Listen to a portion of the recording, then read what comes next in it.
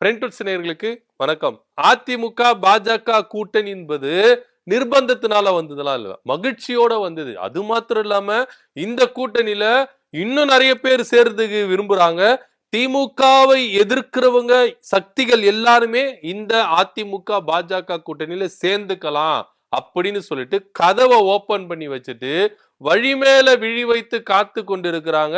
இந்த பக்கம் எடப்பாடி பழனிசாமியும், இந்த பக்கம் நயினார் நாகேந்திரன் அவர்களும். ஆல்ரெடி வந்து பாத்தீங்கன்னா இந்த கூட்டணியில இருந்து பிச்சுக்கிட்டு போலாமான்னு சொல்லிட்டு ஒரு பக்கம் பாமக எதிர்பார்த்துட்டு இருக்கு, இன்னொரு பக்கம் இங்க நம்ம தேமுதிகவும் என்ன பண்றாங்க, எதிர்பார்த்துட்டு இருக்காங்க.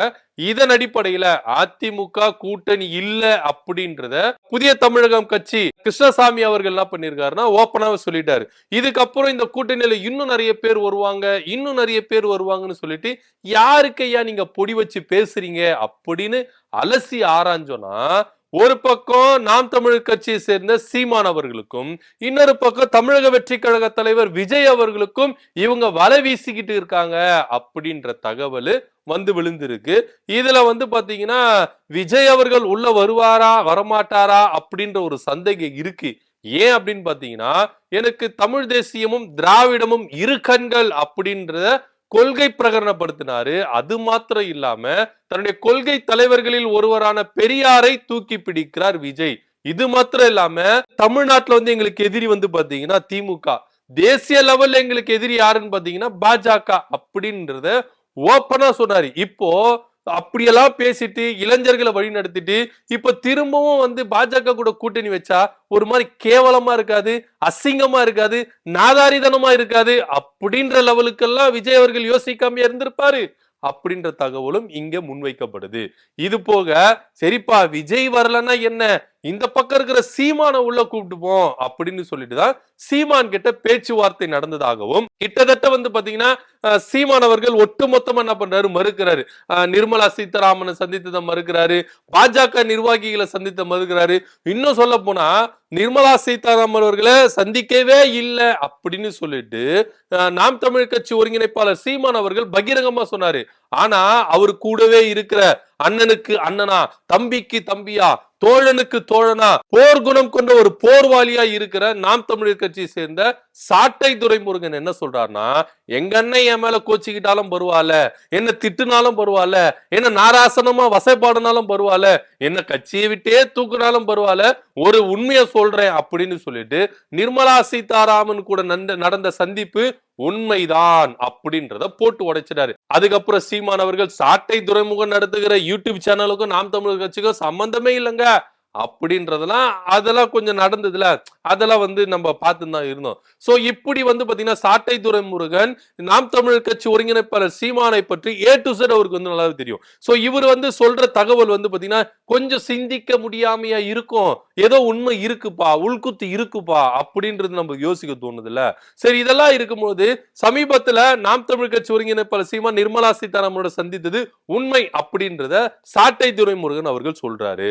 அது போக இத வந்து ஒரு பொறுப்புள்ள ஒருத்தர் நிர்வாகி கிட்ட என்ன பண்ணிருக்காங்களா, இந்த வேலையை கச்சிதமா முடிக்கணும் அப்படின்னு சொல்லிட்டு பாஜக நிர்வாகிகள் ஒருத்தரும் அதிமுக நிர்வாகிகள் ஒருத்தரும் 2 பேர் என்ன பண்ணிருக்காங்க, கதை கச்சிதமா இந்த மேட்டரை நீ சீமான உள்ள கொண்டு வந்துடணும், அதுக்கு நீங்க 2 பேர் தான் பொறுப்பு அப்படின்றத அவங்க கிட்ட கொடுத்துருக்காங்களா. ஒரு பக்கம் பாஜக முற்படுது, ஒரு பக்கம் அதிமுக முற்படுது. எப்படியாவது அதிமுக பாஜக கூட்டணியில இவங்களை சேர்த்துடணும் சீமான அப்படின்னு சொல்லிட்டு ரொம்ப பெரும் பாடுபடுறாங்க. என்னதான் இருந்தாலும் சீமான் அவர்களுக்கு வந்து கொஞ்சம் நெருடலாவே இருக்குது. ஏன் அப்படின்னு பாத்தீங்கன்னா, நாடாளுமன்ற தேர்தல் நடந்து முடிஞ்சல 2024, அதுல வந்து பாத்தீங்கன்னா 8% ஓட்டு வாங்கி என்ன பண்ணாரு, கட்சி அந்தஸ்தை வாங்கினார், மாநில கட்சி அந்தஸ்து என்ன பண்ணாரு சீமான் அவர்கள் வாங்கினாரு. இப்போ அதுக்கப்புறம் வந்து பாத்தீங்கன்னா பெரியாரை பற்றி இழிவுபடுத்தி பேசுறது, தலைவர் பிரபாகரனை பற்றி இழிவுபடுத்தி பேசுறது, இந்த மாதிரி ஒரு விஷயங்களை வந்து பெரியாருக்கு விரோதமாகவும் அதே போல தலைவர் பிரபாகரனுக்கு விரோதமாகவும் செயல்பட்ட சீமான் அவர்களை கண்டித்து நிறைய நிர்வாகிகள் தம்பிகள் படைப்படையாய், சிங்களம் இல்லைங்க, படைப்படையாய் என்ன பண்ணாங்க, வெளியே வந்தாங்க நாம் தமிழர் கட்சி விட்டு. சீமான் அவர்களுடைய சர்வாதிகாரம், அவர் வந்து பாத்தீங்கன்னா சுயநலம் அப்படி இப்படின்னு சொல்லிட்டு ஏகப்பட்ட அலிகேஷனை சீமான் மேல வச்சு என்ன பண்ணாங்கன்னா வெளியே இருந்து வந்தாங்க. அதுக்கப்புறம் இப்ப தேர்தல நின்று 8% நம்ம 10% மாத்துறதா, இல்ல 8% 5% 6% கீழே இறக்குறதா, இப்படி ஒரு குழம்பி இருக்கிற நேரத்துல நம்ம விஜய் அவர்கள் கட்சி ஆரம்பிச்சு உள்ள வந்தாரு. ஆரம்பத்துல வந்து பாத்தீங்கன்னா தம்பி வரட்டும் அப்படி இப்படி எல்லாம் பேசியிருந்தாரு. அதுக்கப்புறம் தமிழ் தேசியமும் திராவிடம் ரெண்டு கண்கள் சொன்னோன்னே ஒன்னு ரோட்டுக்கு இந்த பக்கம் நில்லு இல்ல அந்த பக்கம் நில்லு அடிச்சு போடுவாங்க அப்படின்ற மாதிரிலாம் சீமான் வசப்பாடுனாரு. இதனால ரொம்ப தம்பிகள் எல்லாம் வந்து என்ன பண்ணாங்க, எப்படி அண்ணன் இப்படி பேசலாம் அப்படின்னு சொல்லிட்டு தம்பிகள் நிறைய பேர் வந்து என்ன பண்ணாங்கன்னா நாம் தமிழர் கட்சியில இருந்து விலகி, அதாவது ரெண்டு டிவிக்கு இருக்கு. ஒன்னு வந்து தமிழக வாழ்வு உரிமை கட்சியும் ஒரு டிவிக்கு இருக்கு, தமிழக வெற்றி கழகம் என்ற ஒரு டிவிக்கே இருக்கு. ரெண்டு டிவிக்கெல்லாம் போயிட்டு என்ன பண்ணாங்க, தஞ்சம் அடைஞ்சாங்க. இப்படி இருக்கும் பொழுது இப்ப சீமான் என்ன பயப்படுறாருன்னா, நம்முடைய ஓட் பேங்க் இருக்குல்ல, நம்முடைய ஓட் பேங்க் 8% இருக்குது, கீழே இறங்க வேணாம், இது மேலதான் போகணும் அப்படின்றத அவர் யோசிக்கிறாரு. அதனால விஜய் கட்சி ஆரம்பிச்சிட்டாரு, நம்முடைய செல்வாக்கு கம்மியாயிரும், அதனால எப்படியாவது கூட்டணியை வச்சு நம்ம என்ன பண்ணணும், நம்முடைய செல்வாக்கு அதிகரிச்சிடணும். ஏன்னா எந்த ஒரு கட்சியும் மாநில அந்தஸ்து கட்சி வாங்கின ஒரே வருஷத்துல கீழே இறங்குறது யாரும் பார்க்க மாட்டாங்க. அதுதான் அண்ணன் சீமான் அவர்கள் விரும்புறாரு. எப்படியாச்சும் கூட்டணி வச்சு என்ன பண்ணணும், நம்ம வந்து மேல வந்துடணும் அப்படின்னு தான் சொல்றாரு. ஆனா இருந்தாலும் அண்ணன் அவர்களுக்கு வந்து என்னன்னா, நம்ம தனியா தான் நின்னு தோக்கணும் அப்படின்ற ஒரு ஒரு எப்படி சொல்றது, ஒரு டார்கெட் இருக்கு அண்ணனுக்கு. அதனால வந்து கூட்டணியே சேர மாட்டேன், என் கூட்டணியில வந்து பாத்தீங்கன்னா ட்ரம்ப் கூட தான் பாருங்க கூட்டணி அப்படின்ற மாதிரிலாம் சீமான் அவர்கள் வந்து பேசிட்டு இருந்தாரு.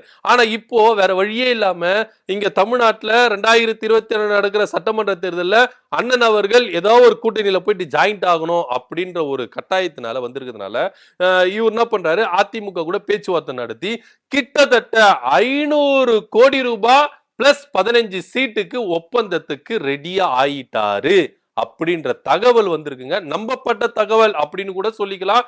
ஏன்னா ரொம்ப சுற்று வட்டாரத்துல இருந்து பேசுற பேச்சுகள் வருகிற தகவல் எல்லாமே அதுதான் சொல்லுது. சீமான் அவர்களுக்கு இந்த எலெக்ஷன்ல அதிமுக பாஜக கூட கூட்டணி சேர்றதுக்கு 500 கோடி ரூபாயும் 15 எம்எல்ஏ சீட்டு தர்றதுக்கு அதிமுக ரெடியா இருக்குது. அதனால வந்து பாத்தீங்கன்னா நீங்க அதிமுக கூட கை சேர்ந்துங்க. ஏன் அப்படி சொல்றேன் அப்படின்னு பாத்தீங்கன்னா, அதிமுக பாஜக கூட்டணி இருந்தாலும் இங்க இரண்டு பேருக்கு சண்டை நடக்குது. யாரு வந்து எந்த கட்சி கூட கூட்டணி சேர்றா, பாஜக கூட்டணிக்குள்ள கூட்டணி போடுது. ஓபிஎஸ், டிடிவி தினகரன், இந்த மாதிரி பாமக அவங்க வச்சுட்டு இருக்காங்க. அதிமுக வந்து பாத்தீங்கன்னா தேமுதிக இருந்தது, புதிய தமிழ் கட்சி இருந்தது. இப்ப ரெண்டு பேரும் விலகிட்டாங்க. இப்ப அதிமுக தனித்து விடப்பட்டிருக்கு, கூட்டணியிலேயே தனித்து விடப்பட்டிருக்கு. அதனால வந்து பாத்தீங்கன்னா நம்மளுக்கு சப்போர்ட்டான ஒரு ஆளு வேணுமா இல்லையா, அதனால சீமான நம்ம பக்கம் இழுக்கலாம்னு சொல்லிட்டு 500 கோடி ரூபாய் பிளஸ் 15 சீட்டு அப்படின்னு சொல்லிட்டு பேரம் பேசி முடிச்சிருக்காங்களாம். சோ விரைவில் அண்ணன் அவர்கள் அதிமுக கூட்டணி இருக்குது அப்படின்றத அறிவிக்க போகிறார் அப்படின்ற தகவலும் முன்வைக்கப்படுது.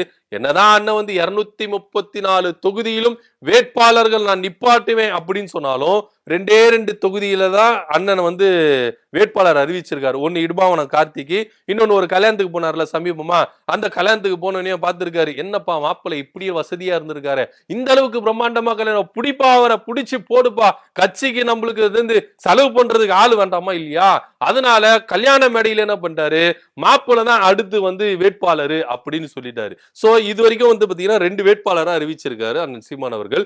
இன்னும் 232 வேட்பாளர்களை அவர் அறிவிக்கணும். அவருடைய கருத்துப்படி பார்த்தா இன்னும் 232 தொகுதியில வேட்பாளர் நிப்பாட்டணும். ஏன்னா அவர் 234 தொகுதியில வேட்பாளர் நிப்பாட்ட சொன்னாரு. ஆனா அது எல்லாத்தையும் அண்ணன் கைவிட்டுட்டு அதிமுக கூட போயிட்டு 500 கோடி ரூபாய் வாங்கிப்பாரு, 15 சீட்ல நிப்பாரு அப்படின்ற தகவல் தான் அரசியல் விமர்சகர்கள் பத்திரிகையாளரும் சொல்றாங்க.